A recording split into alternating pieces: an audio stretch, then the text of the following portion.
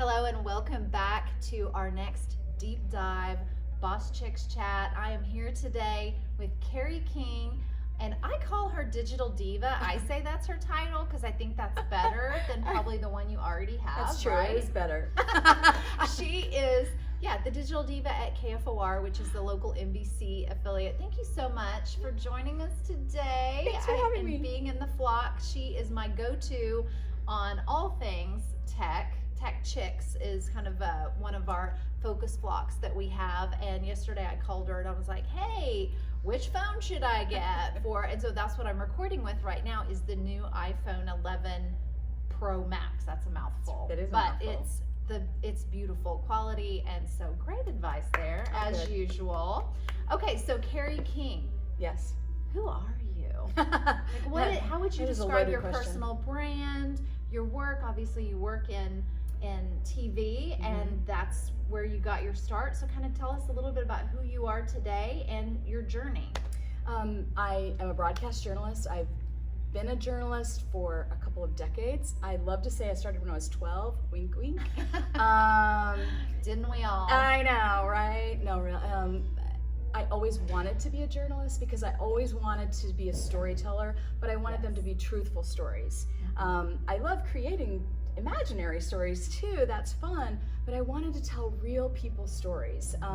And I wanted to uncover wrongs and help people, and also tell great stories and fun stories and happy stories, and sometimes stories that tug at your heartstrings too, Yeah, for because I sure. think they need to be told. And so it was definitely a calling, and I have had the luxury and pleasure and amazing opportunity to be able to do that. And I've been able to grow within that broadcast realm to now carry it to multiple platforms, because it's more than one platform in this day and age. Yeah, And I so- love that. It's exciting. It is. And so today, journalism isn't just going out, because I was a broadcast major at OU, and you had your little devices, your little recorder and the microphone, Right. and then you had to go back and put it through the whole system. Now you carry the whole media system almost with you some. Right. And then you do that at KFOR because your platforms are, what is it, Twitter,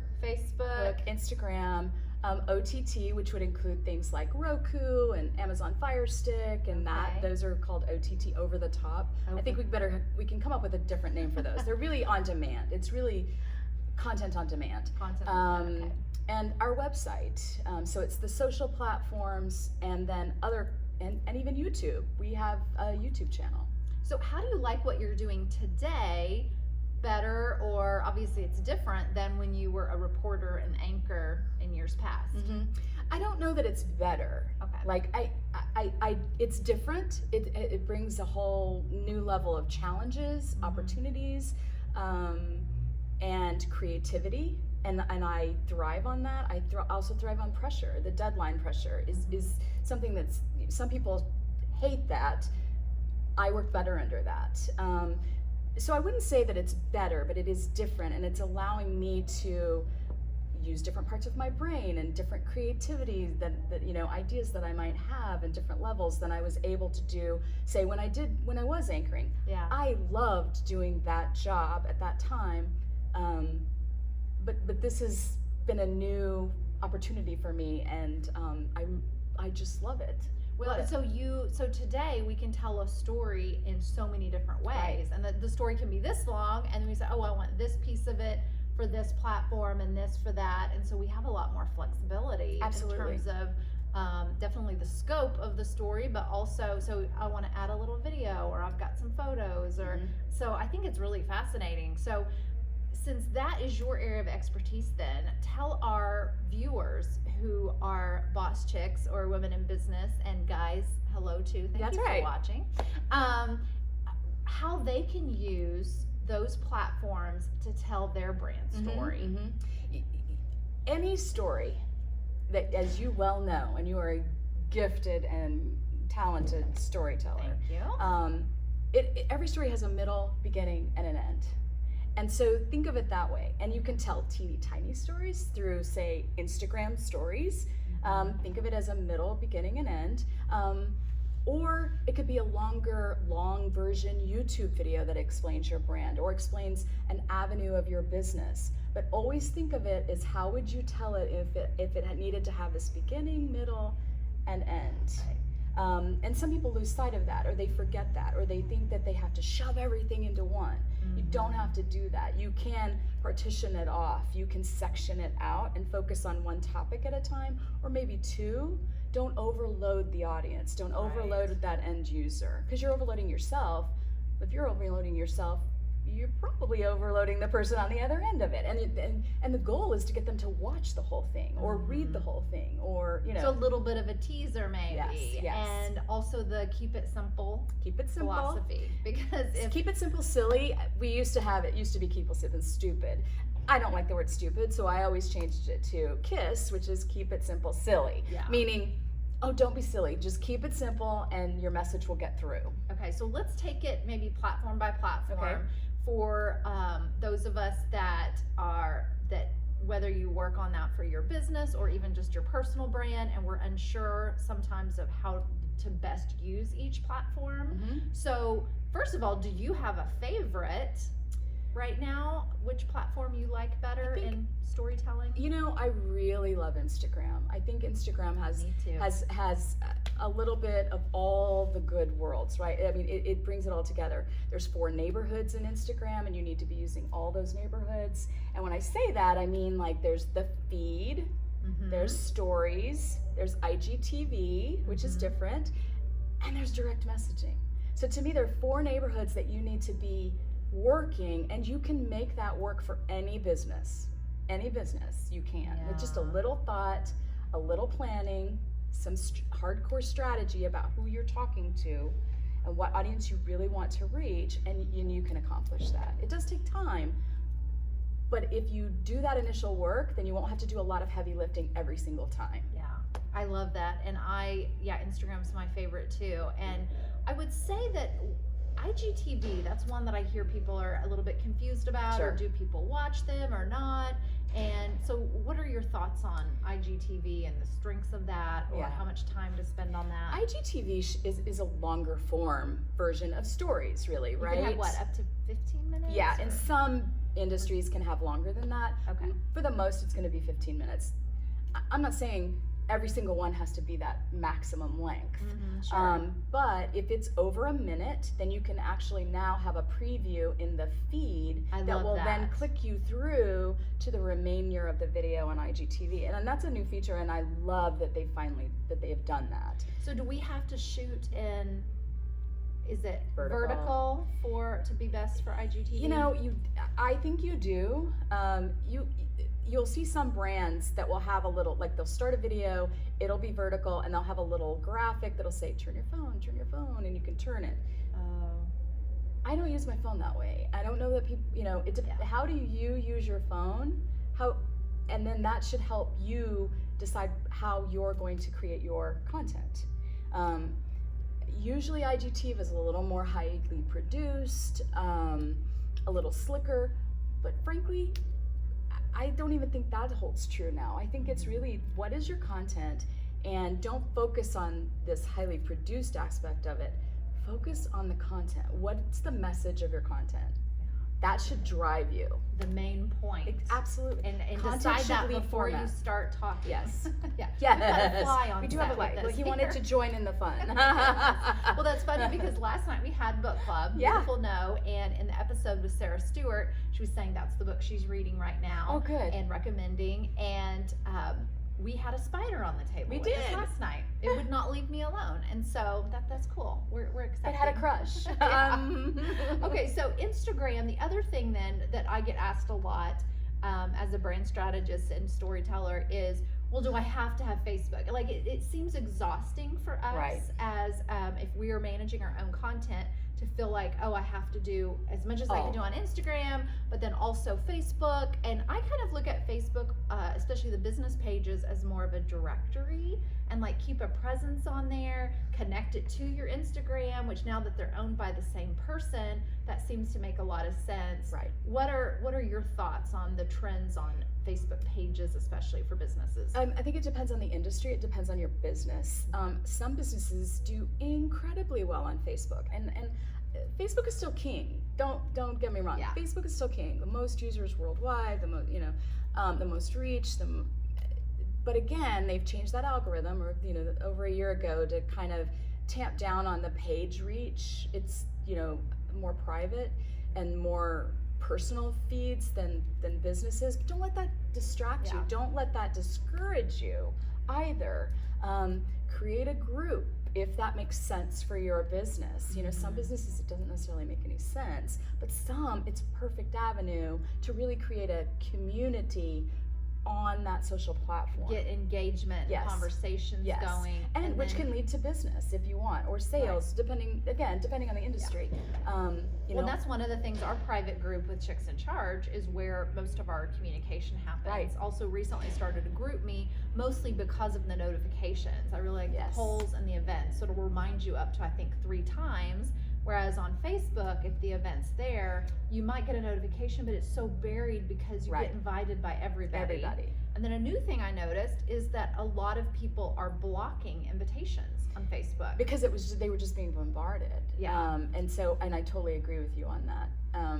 Be very picky and choosy which notifications you turn on. You're in charge of that. You're in control of that. It does take some time through your settings to go through and set that up, but I promise you'll have a better experience. And the more you can educate your group, who you're trying to reach, your audience, of that'll be of value to them. Yeah.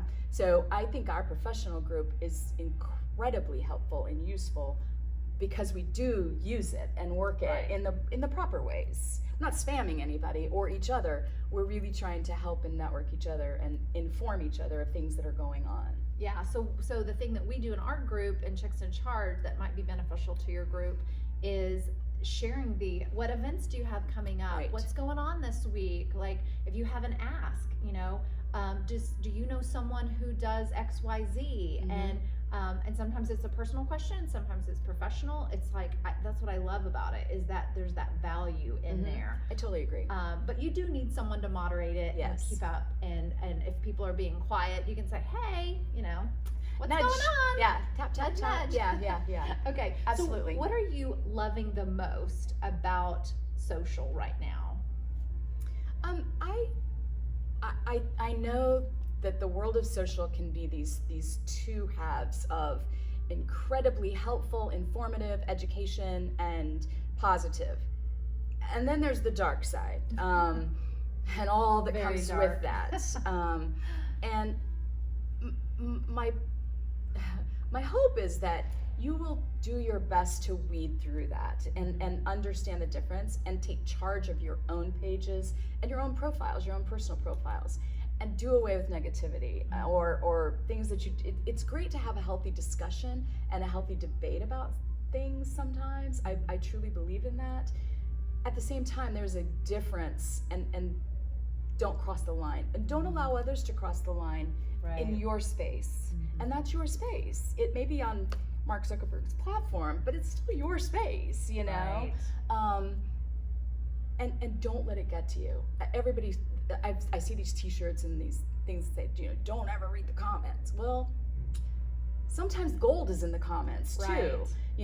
Often the comments are better than the story itself or the bit of news. So. But don't let yourself get bogged down if it's not positive or if it's trolling or spammy or that type of thing. Because again, there are now new tools in place where you can control that. So take advantage of that. Don't just leave the platform or not, work in that space simply because of that part of it. Right. Yeah. So So be mindful consumers of the social, but also know that you're the boss of it, right? You're the boss of what you click on. You're the boss on what you post. That's right. On whether it's has to do with your business or not. That's right. But it's interesting because you do see that a lot where people will become friends with someone that they worked with, and then they start doing all these posts that are maybe opposite of your views, and so then it changes your personal brand impression of that person. It does. And so just to be mindful of that too, not that we can't have a voice, but just keep in mind, how are others going to perceive? Absolutely. Be protective of your digital footprint, be protective of that. Understand what privacy you have and what those rules are. Understand that you can set rules of engagement on all of those platforms. I am a firm believer in free speech. I wholeheartedly support this. At the same time, you can't yell fire in a crowded theater. There are consequences, right? So you can set boundaries. You can say, we won't allow bullying, we won't allow harassment, I won't allow, people to attack each other, yet you can still provide a space where you can have a healthy discussion about something, and you don't always have to agree. Yeah. But it doesn't have to become this terrible argument either. That isn't solving anything, or that isn't even helping to educate your viewpoint. Yeah. So don't get caught up in that. I would encourage you not to get caught up in that. It's easy to do sometimes, but please don't. Yeah. I love that there so often we can't have healthy debates because then we're afraid that you'll hurt the other person's Right. feelings and all that. So it's nice when you can find a space that you're able to Absolutely. do that. Agree to And- disagree in an agreeable manner, and follows suit through that, even if you're behind a keyboard in a dark room. Yeah. And from a business perspective, then, if someone says something negative about your brand on social, do you always respond publicly to that? And then do you take it offline and DM them about how you can solve that? Or kind of what's your advice on that topic? I think it depends on what the criticism is. Okay. If it has, customer service, or the product was faulty or bad, or it came broken, or whatever, each one should be handled a little bit differently. Don't be the copy and paste the same response to each criticism or negative comment. I do believe in replying, and I do believe in trying to solve a problem, be the solution, not, so I think that your response should be to take it offline, but publicly, and be transparent that you are trying to work through whatever problem that exists. But don't just copy and paste the exact same thing into You can add their everything. name. So then you would say, Absolutely. thank you, John, for your comments. I will reach out to you momentarily to discuss, Yes. or whatever. Right, Sorry you right. had to. So there's a way. It might even be that there are 5 different things that you can say. Absolutely, that- absolutely. And I certainly have some ideas on that. I can absolutely share that with later. Like, you could put that in the comments. Right. How to do that. And some platforms like Twitter, if they're not following you back, you have to ask them to direct message you first. Okay, So right. you can't. So I would always strongly recommend to at least be transparent that you're trying to solve a problem, or you're trying to talk to this person about whatever it is that's happening there, and then take it offline so that you can really dive deep into whatever it is, and maybe solve the problem. And that may change their mind about the brand, right? Right, So absolutely. who does this very well are airlines. Airlines handle Airlines customer are good. service on Twitter incredibly well. So if you want a really good idea of how that happens, then go over there and follow some of them and see how they do it. They have an army of people who do this, and I think that is a very positive thing. And honestly, that's helped me. I've tweeted out a couple of things, and immediate responses. We took it offline, problem solved. I was a happy customer again, right? Yeah, very good. Well, that makes me think too of, so for us to not be afraid of getting negative criticism on there, because we can't make everybody happy. And I even have a t-shirt that says, I'm not for everyone, right? Absolutely. And unfortunately, what you mentioned about the dark side, it can be very judgmental. Yes. And it does feel like sometimes haters are on there just to hate for no reason other than Right, and you can take it putting very someone personally else too down sometimes. to lift Yeah. themselves up. Yes. So we've just got to know that that's not reality, and that's not why we're there. And sometimes those people are just hiding behind, Yes. their laptops. Yeah. And for us to kind of rise above, and like you said, use social for good. I agree. Yeah, I think use it there for is a lot of good. good, and I do think that it is a good thing. I don't think it's the downfall of humanity that some people think it is. I don't think that. But again, you have to help and be part of the solution so that it isn't that. Right. And what I love is that, for me anyway, I get so much information and learning through technology, and technology is the avenue for us to do things like this. Where we're getting together in person, and we have 2 meetups a month in Chicks in Charge, and then these quarterly parties, and we have to rely on technology to get the word out about things, so that then we can have this one-on-one FaceTime and bring more people events. into the flock. Yeah, you know, absolutely. and to educate others that this type of organization exists. Yeah. So technology is not the devil. No, it is not. But we are going to be good stewards of it. That's right. You have to do your part. Okay. And so, Carrie, leave Yes. us with this: the best kind of life advice that you've ever received that you want to pass along. I have had the great opportunity to have several mentors in my life that have bestowed upon me some great wisdom over the years. And some I took to heart immediately. Some took a few years and went, oh yeah, that's what they were talking That's what about, they meant. right? But I think if I had to choose, I would say it's to listen more than you speak. And I just think, of course, that works really well in journalism because you should be listening.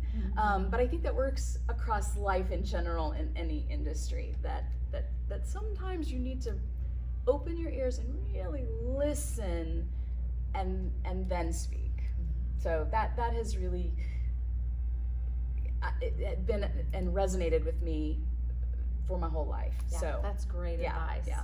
We all need to be better listeners. Absolutely. And listen to really listen, and not just how to respond to Right. it. Be in the moment. Yeah, Yes. be in the moment with it. Great advice. Thank you so much, Carrie, for being with us today. Well, thank you for having me. We'll see you guys again soon.